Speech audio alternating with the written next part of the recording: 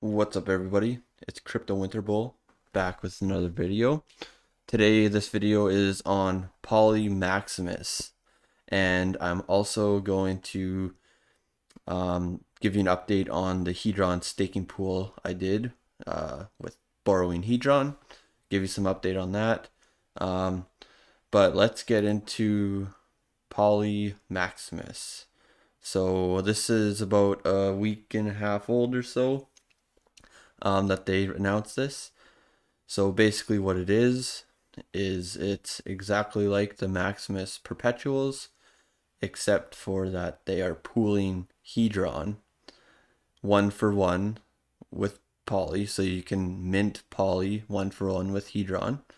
And then they take the Hedron and then they go in and buy up all the high value Hex HSI stakes in the Hedron protocol.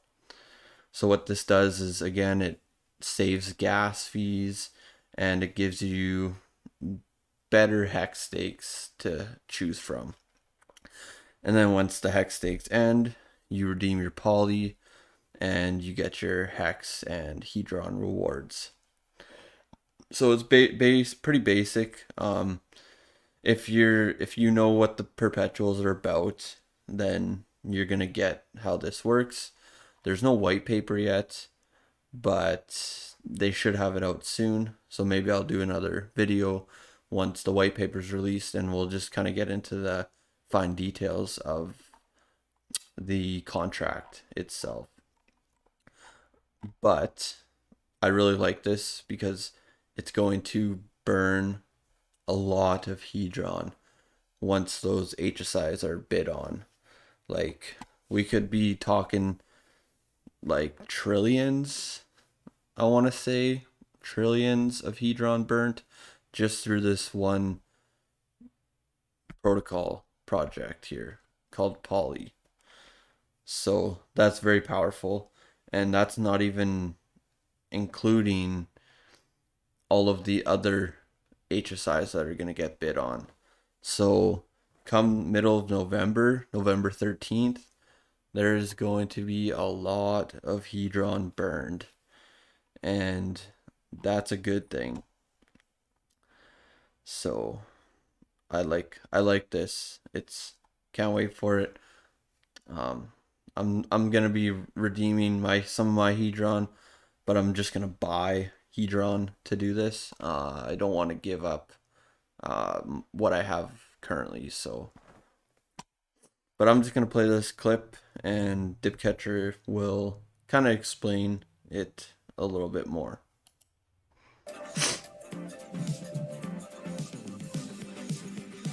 See, where's the tweet? So, there are other stakes out there that really shouldn't be handled by the burden shouldn't lie on only one person's to own it.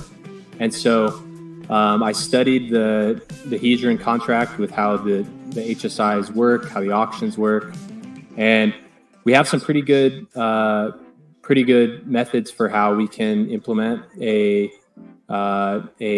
pool that allows us to effectively bid like a whale and win some of these HSIs. And then in effect, what it's doing is it is basically converting HSIs or baskets of HSIs into Maximus stake pools. So that burden of solo ownership of a HSI, I think we can solve it. So that's why I did this whole deep dive on ICOSA, was because like we're really trying to identify, what that is. We've got about a month and a half to roll this out. So we'll be doing all that live. We know how much you guys have liked that. And so yeah, that's what's coming up. That's what's coming up next. So here, let me share some more information on this whole topic. So let's pull this up.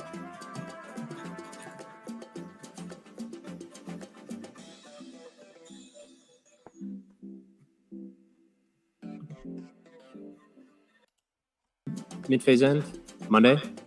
So basically all week has been kind of like a feasibility study on if this is viable. And we think that this is something that can inject a lot of life into our ecosystem. It can really provide a lot of benefits and really like make the Icosa system more like something that smaller holders can benefit from.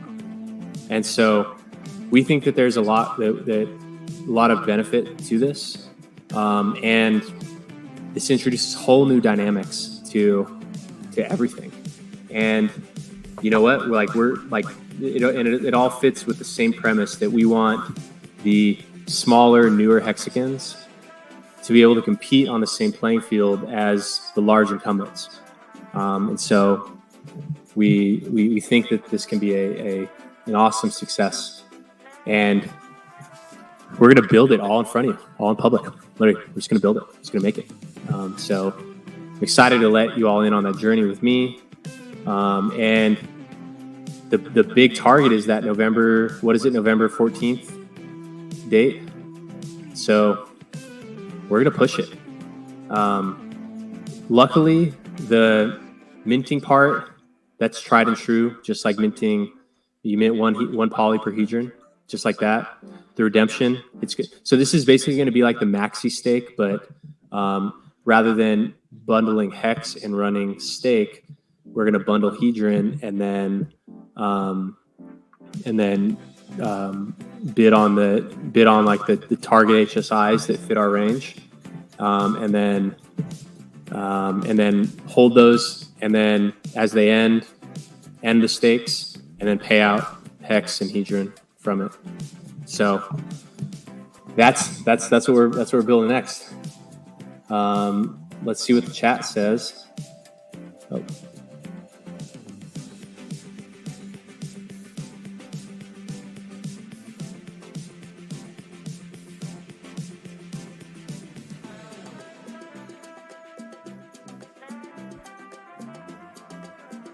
Oh, here, there's one extra piece in that I missed. So let's add this back. So here's roughly how it'll work. So as you know, as we build and test, like maybe there will be some changes, and but basically you'll mint one poly per one hedron pledged to the contract, and then users can just put forth a list of HSI IDs to the poly contract, and the contract, or maybe an offline analysis tool not on chain, will run the math on it based on the HSI stake data, and it's going to rank the auction targets. So maybe it'll look a lot like this, where it's just like we have these ones. It'll mainly be based on T-shares, length, and bonuses. And then and then from there, so here's the part that we're still figuring out. The one solution we have, well, the best solution so far is one where the bidding happens under the like at the discretion of a set of keys that the only thing they can do is put forth a bid. So there will be a handful of addresses that everyone will know beforehand. It's a mystery at who those addresses will be, but there will be, at least this is the best solution that we've come up with so far in the preliminary planning, is that there's an executor who bids on them, where the worst thing that happens is that the executor just doesn't win, and then the poly is just backed by the hedron and you can redeem. So that's the, probably the part that'll require some innovation. There is the like bidding structure, such that you can have an executor who, perhaps they don't really have anything to gain from underperforming. Like, it's not like they're buying from themselves, because like the Icosa contract's buying from it, but just the executor, perhaps it's just reputation risk, or maybe the executor has to put forth some collateral that, win or lose, it's just pay, so maybe someone has to pay to be the executor, whoever it is. That is a mystery of who the executor will be. But perhaps the executor, in order to become the executor, or to, show people that they're serious about winning, perhaps that they have to just like basically give money to all participants or something. So it's likely that that's the best way, because like if you have people voting on it, then, or if you like telegraph your strategy, then people can front run you, they can game it, they can sabotage you. So it's best if the bidding strategy and execution is a mystery, because that increases the chance of success. And so we're exploring, these like risk minimized models where like you have a set of addresses that can perform the bidding function, but that's all they can do. They can't withdraw funds. They can't do anything. All they can do is pick a HSI that's on a list in the contract, and then bid like, not even there they're choosing an amount, where they're just like bidding slightly above the current existing bid. So like very limited scope on terms of what the executor can do. And perhaps the executor must pay to do that.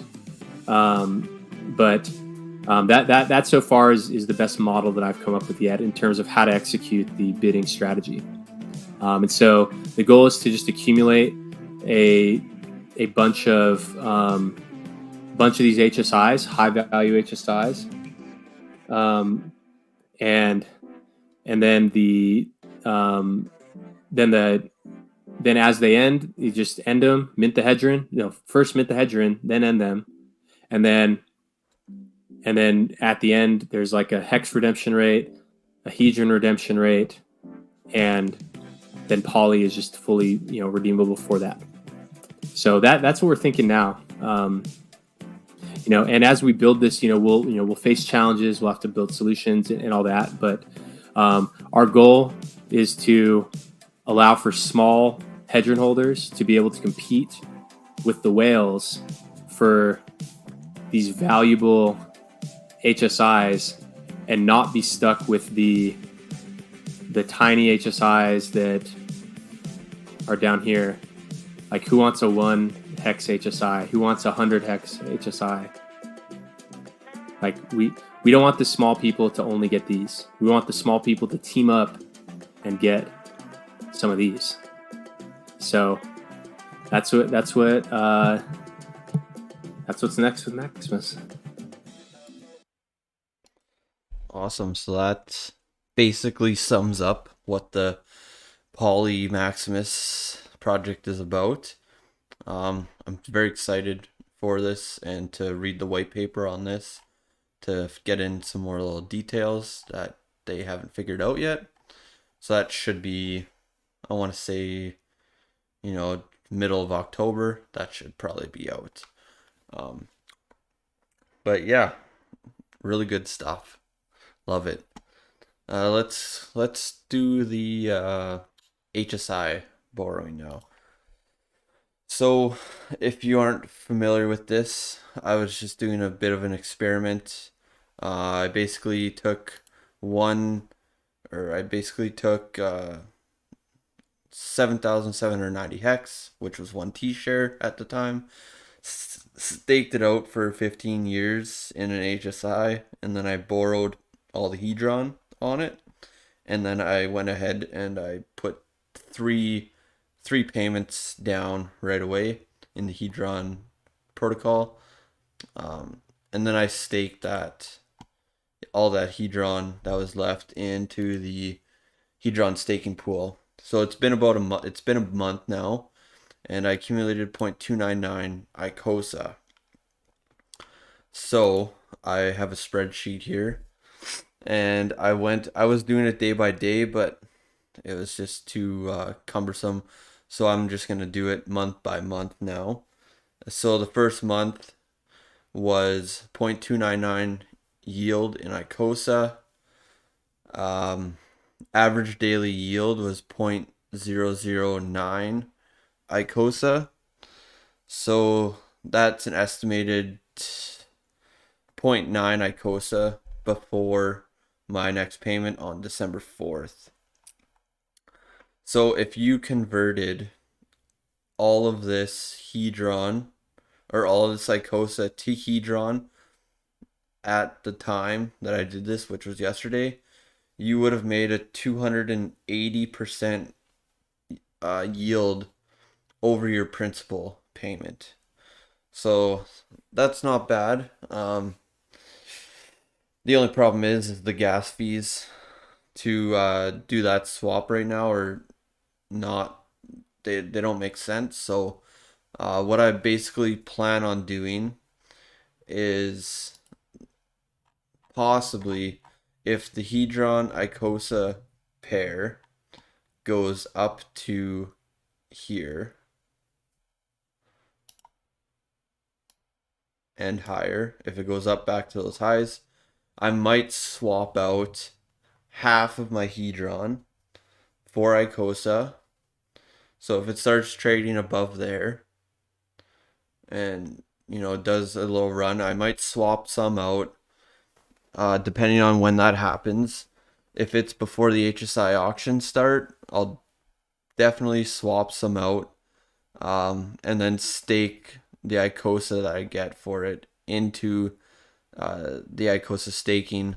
So then I'd be collecting Icosa and Hedron yield. Um, and then I'd basically just stake the Hedron back in the pool. So the only thing that the only time I wouldn't do that is if the Hedron Icosa pair don't trade up and they just start trading down sideways. So yeah, so that's basically my plan for that. And I think at around this date, depending if when Pulse Chain's gonna come out, um, I'll probably do maybe a couple more months payments on the ETH network, and then just quit doing this on the ETH network. After Pulse Chain launches, I'll pay it all off on ETH, and then I'll just jump over to Pulse Chain, and I'll keep on doing this with that copy. Um, yeah, it just doesn't make sense because I want to be able to jump in and out and end my stake and pay my principal and do all that stuff. But right now, just the H size is too small for that to even make sense. So I'll wait for Pulse Chain to really get into this more. But it's been a good experiment. It's done pretty good, better than I've expected. But yeah, just the fees don't make sense. So I'd rather just pay it all off once Pulse Chain launches, and then hop on Pulse Chain and continue on with that. So yeah, then I might branch out a bit more and maybe do a couple more on Pulse Chain. But yeah, so that's basically it for now. If you like this video, please like, subscribe, leave a comment down below if you have any requests. I will be doing the Zen video on Saturday, so keep an eye out for that one. But thank you all for watching. Crypto Winter Bowl out.